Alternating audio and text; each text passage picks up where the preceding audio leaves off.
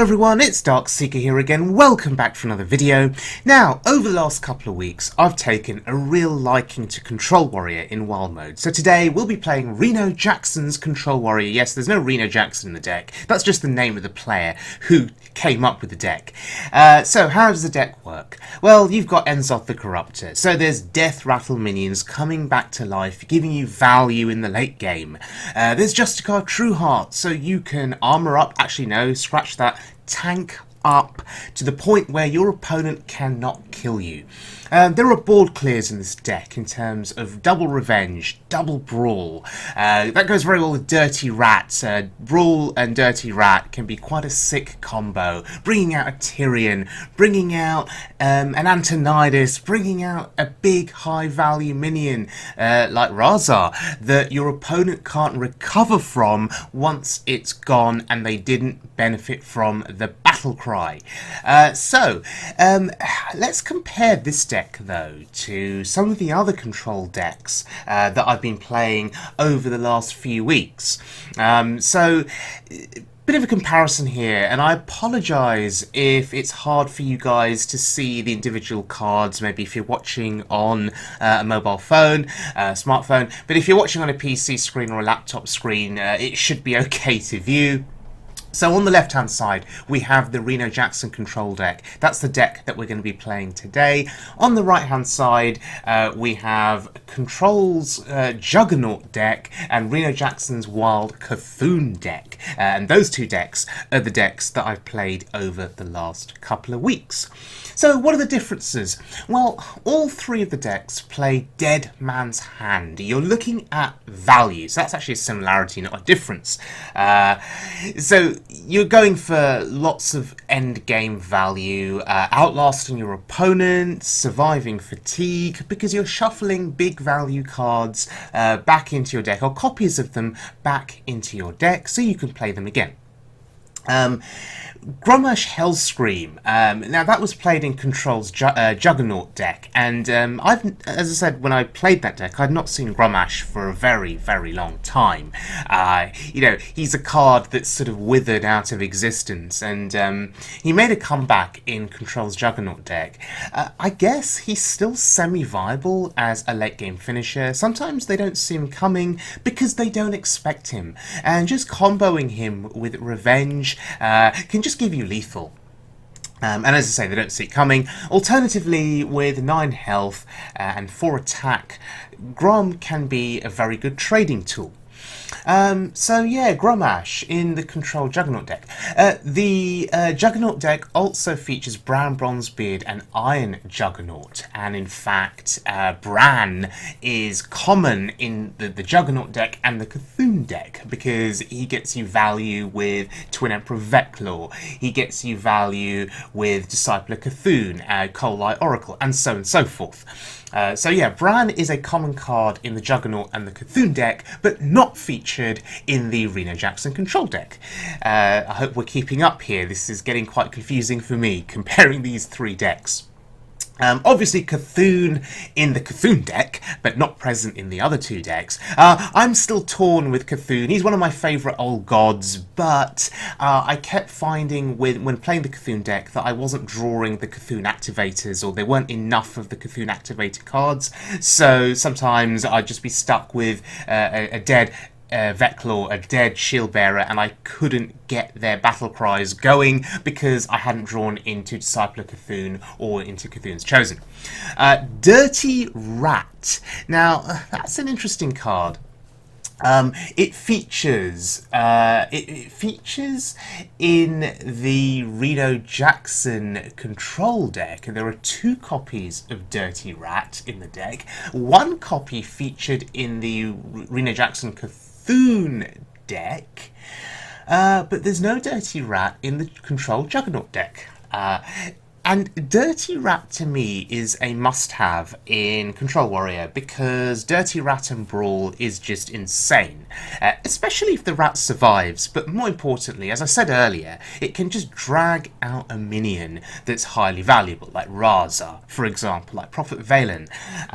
Minions that your opponent are relying on for some kind of an end game combo. It can bring out Reno Jackson, it can bring out Enzoth, and then you just ruined their day. So it's a bit slow waiting for Dirty Rat and Brawl, but then Control Warrior is a slow deck inherently, so a bit more waiting is not always an issue, or sometimes it is. Anyway, I'm a big fan of Dirty Rat.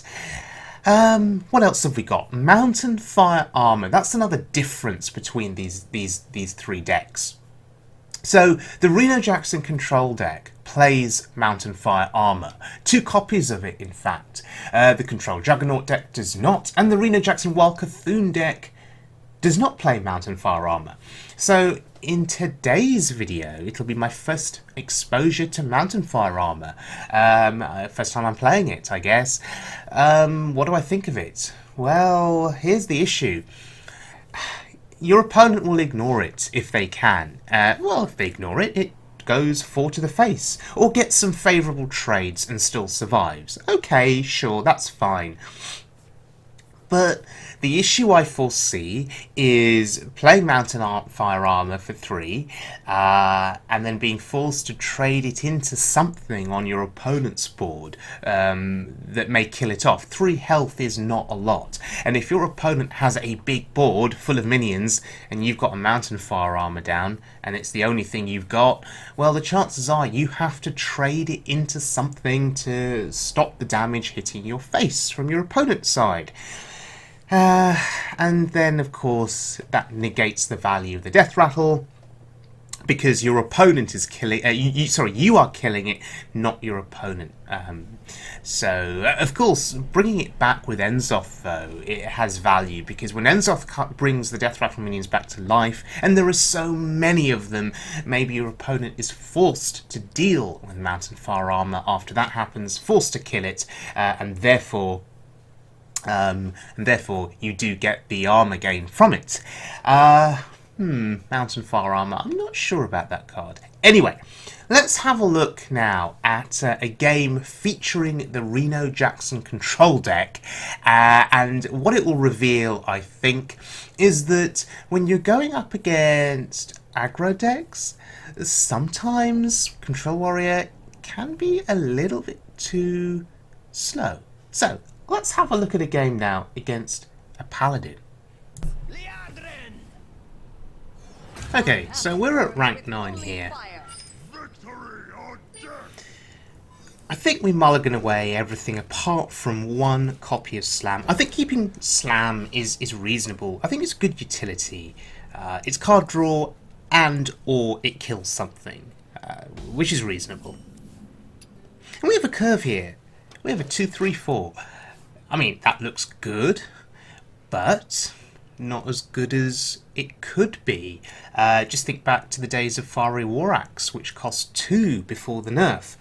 Fiery War Axe played on turn 2, or Fiery War Axe coined out on turn 1, was often enough to win the game because you could deal with 2 early threats that were played, and against aggro, you would disrupt the flow of their aggression.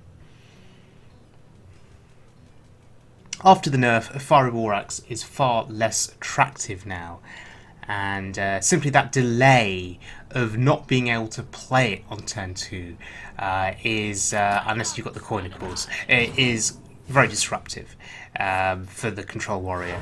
I think the nerf to Fiery War Axe was designed to halt the aggression from Pirate Warrior. Unfortunately, it's also impacted Control Warrior as well. So this is Murloc Paladin, and the buff on the Finley there is very unfortunate. It's giving him a strong board presence. I value the card draw though, and I'm looking for 1 card in particular. I'm looking for Brawl. Those Murlocs are going to come down at a fast pace, and Brawl is going to be the thing that gets me out of trouble, I think. Deathlord's really good though in this spot, but what's worrying me here is the Hunter hero power. That is going to be hitting my face for 2, probably nearly every turn that he can manage it. And that's really scary. Double War Leader on the board. We have to get rid of one of them. We have some options coming up though. Sludge Belcher is really, really good for us.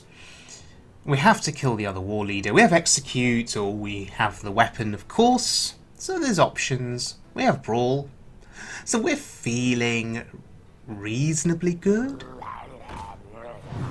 Oh dear, that buff is slightly annoying. It's going to do 4 to our face. Our health total is dwindling. So I think we're forced to use the Execute here. We don't want to take 4 to the face here if we can help it. Taking 2 to the face is much, much safer, but it means that by playing the Execute, we can't play the Belcher. That's a problem, because our face is not protected. Wouldn't surprise me if he had a weapon like Rallying Blade. If he oh, look, called it.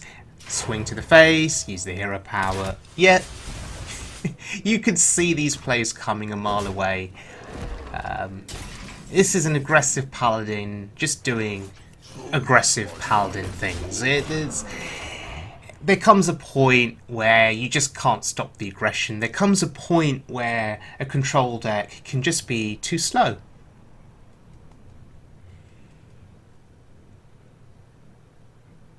And it's only turn 6. I mean, that's crazy, right? It's only turn 6. We have stabilisation tools in hand. We have stabilisation tools on board. Belcher's a really good taunt. So at this juncture, you do feel more confident and you think, okay, I think I've got this game wrapped up soon. You know, we'll shield block, gain some armour. He'll go wide on the board, we'll play Brawl, we'll keep hero powering every turn. You start to get a bit of hope. Now he's mousing over his hero power because I think he's realising, need to do 2 damage every single turn. That negates my hero power. But there is a Sludge Belcher in the way. He is going to struggle to get through it. Or not. There's Sunkeeper Tarim.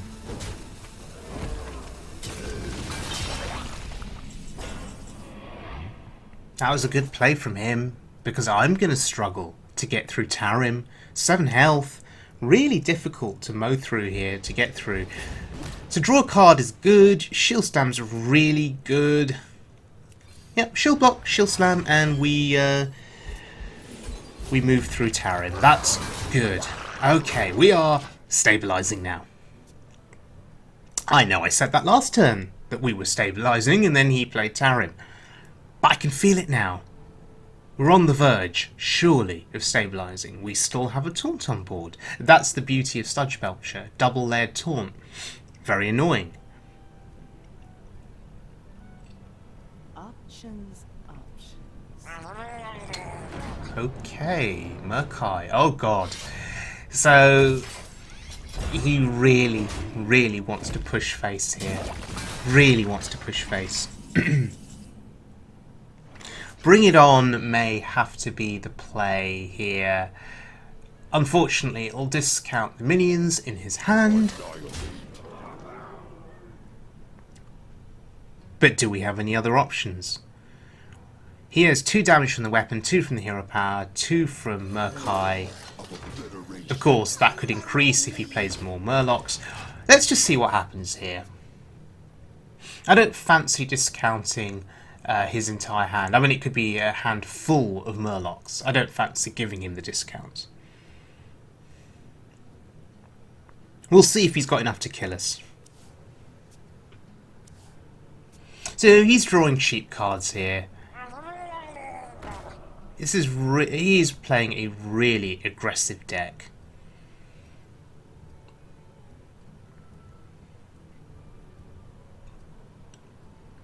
Does he have lethal?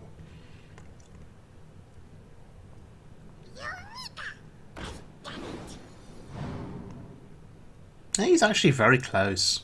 He's very, very close. He has 4 from Murkai, 2 from the hero power, 2 from the weapon. That's 8. It's not enough. Okay, he opts for the secret instead of the hero power. I find that interesting. The light dims, Interesting. Righteous Protector. So, that in essence is like a double-layered taunt. The Divine Shield means 2 attacks are going to be needed. And he didn't hit my face. That's good. That's really good. Okay. Oh, that's brilliant. Okay, Deathlord is going to save us here.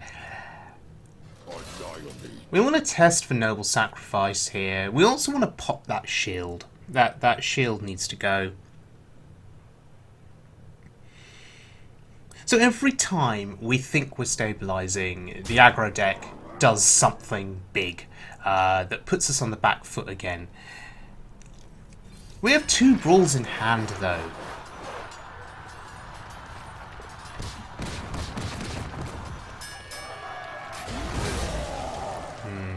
That's awkward.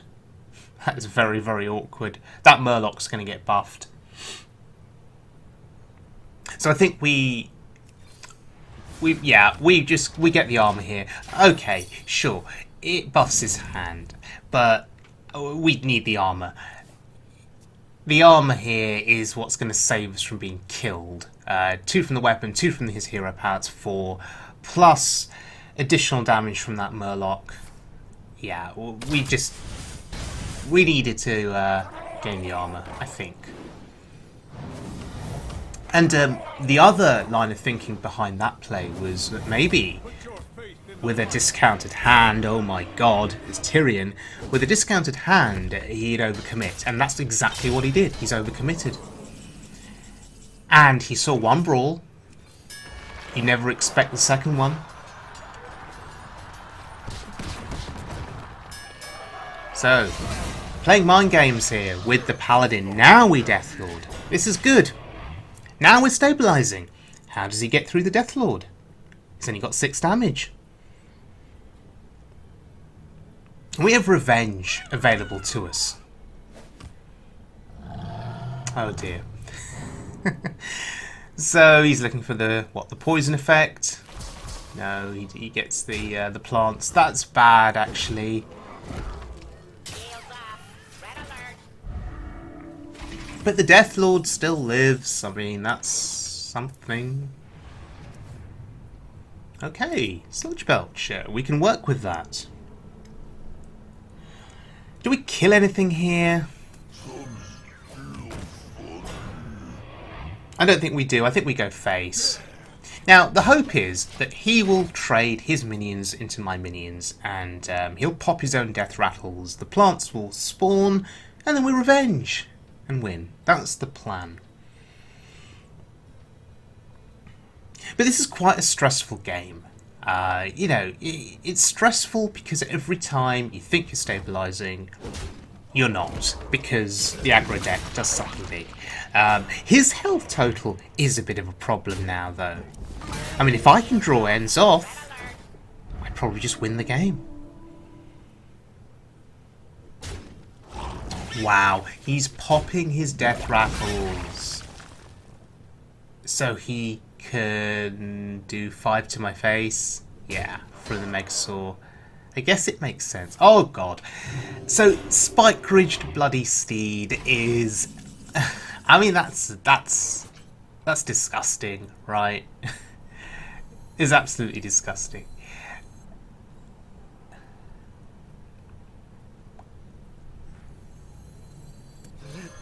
Do you know what? Card draw is important here. Let's draw a card first before we wipe everything. That's good. Okay, so we're going to be killing our own minions here. But the reason behind my play was so I could draw 2 cards. I'm looking for ends off. And he's just going to keep pushing face. The Ashbringer there doing serious work for him. Oh my god. The stream of aggro just keeps coming. Okay. We just have to play stuff here. We know that one of those is going to die to the poisonous Murloc. But hopefully that means he just doesn't have enough damage to actually kill us this turn. That's the hope. That's the prayer. The light dims, but we fight. So we've used both brawls. Okay. But he spent his turn trading. This is good. If we can get a couple of hits onto the Acolyte, we increase our chances of drawing Enzoth.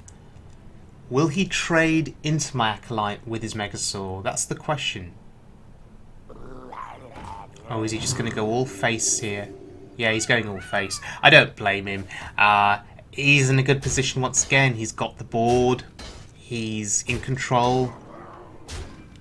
He's seen me use a multitude of my board clears. That's useless. Absolutely useless. That's decent. So by leaving the Acolyte alive, he's going to allow me to play Dirty Rat. Or well, he allowed me to draw into Dirty Rat and play it. So, we're surviving.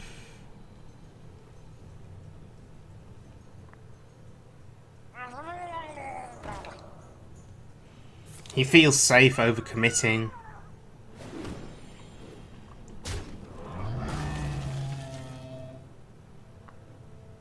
But the rat there proving to be a bit of a roadblock. And if he's sticking with that previous line of thinking, yes, you go all face, you ignore the Acolyte. Oh, hello. Well, that's just won me the game. That's certainly going to win me the game. Now, of course, every time I say that I'm stabilising, yes, he plays something big, or does something that puts me on the back foot again. Okay, that's it. It's over. He's out of options. He's out of cards. I have a temptation here to play Dead Man's Hand. I mean, I don't think I'm dying if I did. But, nah, ends off just to seal the game out here. Oh, a bit late to the parties, Finger. It's over. Now, that was a 15-minute game against an aggro deck. We were basically going to fatigue, and that's shocking, right? Usually games against aggro classes are over in the first few turns. Either they kill you or you stabilise and they concede. That game went on for a bit too long, but it's a testament to this deck and its ability to survive. What do I think of it then? It's a good deck. Mountain Fire Armor didn't do anything for me apart from give me a body which I could attack with. I didn't benefit from the armor, so I'm not sold on that card. Death Spite. I think I'd like to see a copy of Death Spite in this deck, particularly against minions that have 4 health. It's obviously good. Blood Razor with 2 attack plus the 1 damage AoE on the initial swing. It just maybe doesn't do enough. Maybe 1 copy of Death Spite would be good in this deck. That is something to consider. Beyond that, obviously Justicar Trueheart is very important. She allowed me to survive in that previous game. Bring It On, well, it gained me some health, which helped me to survive, but discounted his entire hand, and he played Tyrion for 6, which was nuts. So I'm not entirely sold on Bring It On either. Maybe I've just got the wrong line of thinking with some of these cards. Maybe I need to approach my thinking in a slightly different way. So yeah, the Reno Jackson control deck. Yeah, fun deck. I just need to learn how to play it, I guess. How would I rank it against the Juggernaut deck and the C'Thun deck? My favourite is still the C'Thun deck.